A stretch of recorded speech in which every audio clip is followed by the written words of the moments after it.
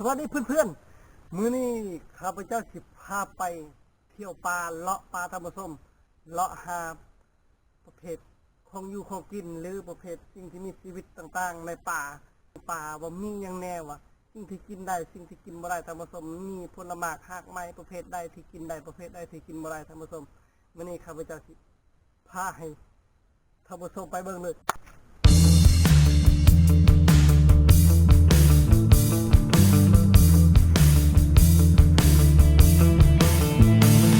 ที่เห็นในธรรมส้ม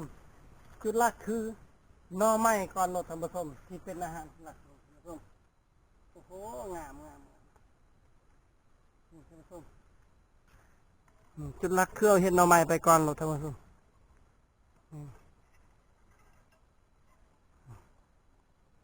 เป็นหน่อไม้ไผ่แล้วเอาสามารถไปเอาไปเผาหรือไปมกกินรถธรรมส้ม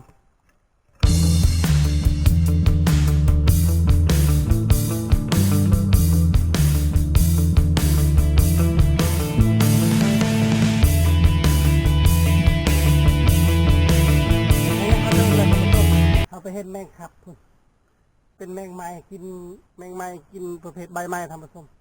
เป็นแมงครับเบิ้งสิไปเอาวะจะเอาได้หรือว่าธรรมชม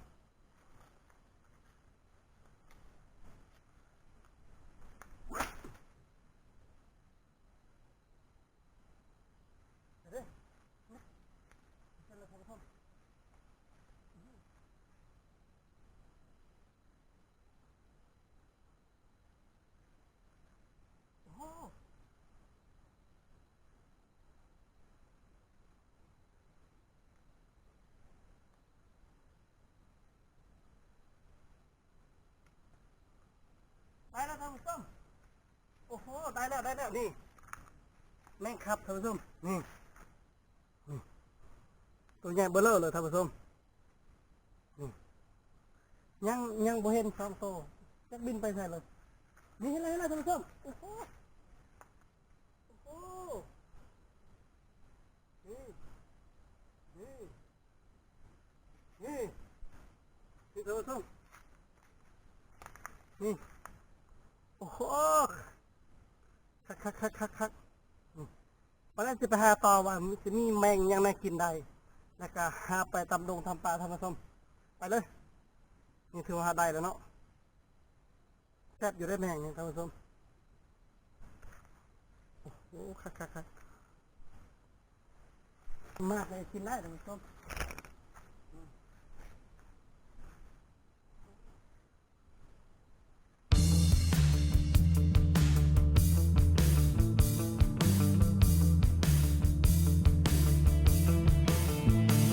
ได้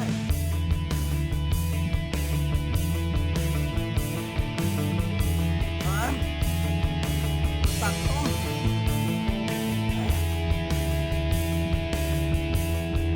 ไปทานไปกินใหม่ๆ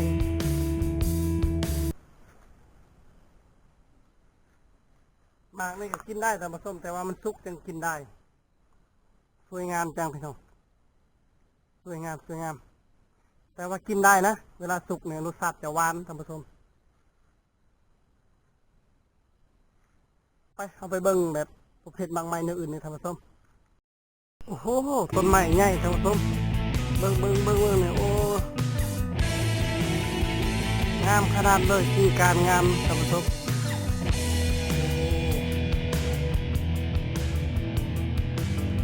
งาม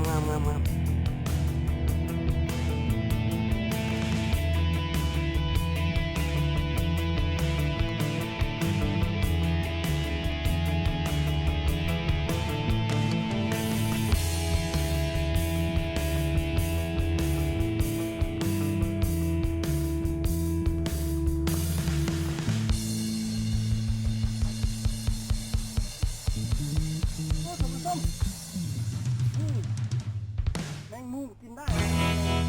ท่านผู้ชมเป็นแมงมุมที่มี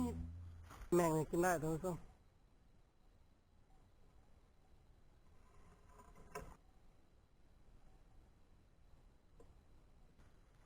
อะไรโอ้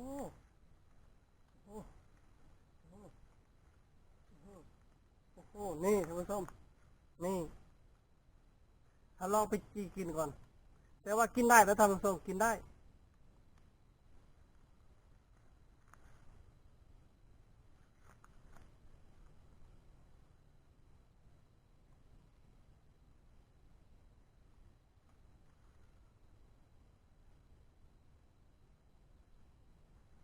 นี่ท่านผู้ชม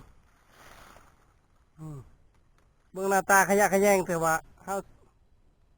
กินแซ่บท่านผู้ชม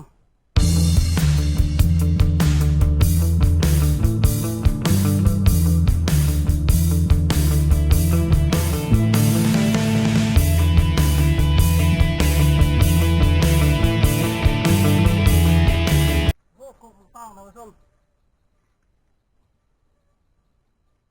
นี่มักต้อง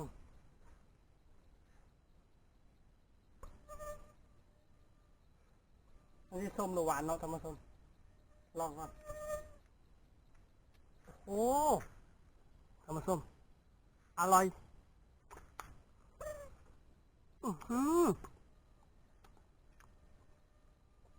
หวาน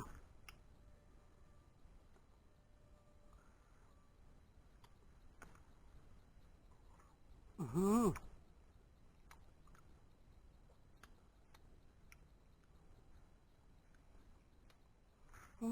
ตุ่มมะตองมันหล่นหลายเลยท่านผู้ชมโ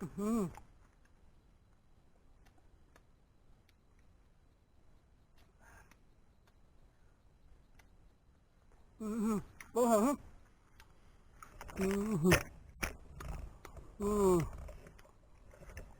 มันหล่นหลายเลยท่านผู้ชมแต่ว่ามันเน่าหมดแล้วเพราะว่าบ่มีหยังกินเนาะเนี่ยโอ้โหตัวมีแต่หมักตอกหมด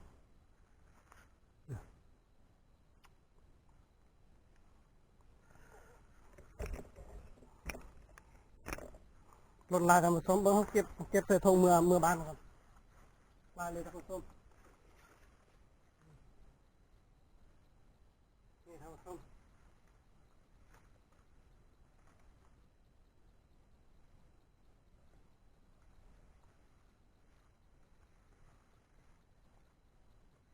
โอ้โห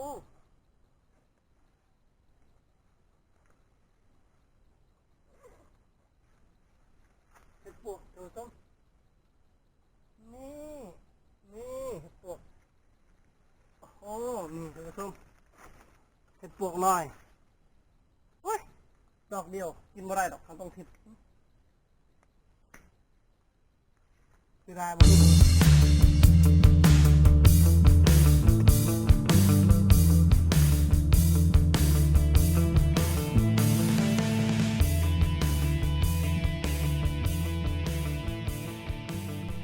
หลังจากเราไปเดินป่ามาแล้วท่านผู้ชมก็ได้เวลาปิดคลิปแล้วท่านผู้ชม12 โมงเที่ยงเนี่ยแต่เช้ามานี่12 โมงเที่ยงเลยรู้สึกหิวข้าวแล้วการเดินป่ามื้อนี้ฮะก็บ่ได้มีอย่างหลายท่านผู้ชมเพราะว่าบ่มีสัตว์อย่างนั้นมีอยู่ประเภทนกประเภทหนูแต่เอาบ่ได้เนาะเพราะว่าเราบ่มีอาวุธมีก็คือสรุปก็คือมีงานใช่นี่มีแต่แมงนี่ท่านผู้ชมมีแต่แมงนี่แหละแล้วก็มีแมงมุมตัวนึงนี่เรื่องเห็นสัตว์มาเขาก็เห็นลายเนาะประเภทนกประเภทหนูแต่ว่าประเภทกระหอกเนาะแต่ว่าเขาก็เอาบ่ได้หรอกเพราะว่าเขาบ่มีอาวุธอีกอย่างเขาก็บ่อยากล้าเนาะเอาที่แมงที่แบบโอ้เอ้าสิปิดคลิปลงเท่านี้แต่ท่านผู้ชมถ้าผู้ใดถึกใจคลิปนี้ก็อย่าลืมกดไลค์กดแชร์กดติดตามให้ข้าพเจ้าแน่เนาะเพื่อเป็นกำลังใจเฮ็ดคลิปต่อไปข้าพเจ้าสิพยายามเฮ็ดคลิปต่อไปอีกเนาะให้คลิปการเดินป่าจังสี่แหละท่านผู้ชม